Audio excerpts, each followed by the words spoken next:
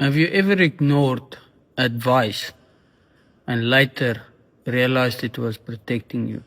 I have made mistakes in my life, not small ones, the kind that repeat.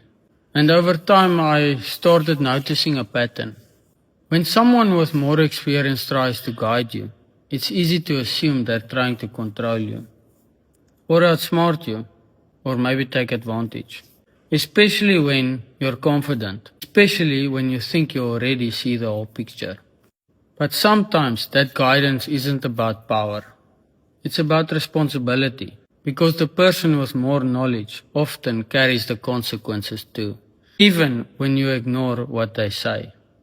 There's a Afrikaans saying I learned the hard way. Slim vang sy baas. Trying to be clever when you should be listening is usually what comes back to bite you. Not because the advice was right or wrong, but because ego stepped in before understanding did.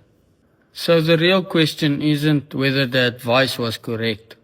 It's whether you were listening to learn or listening to protect your pride. Just like that.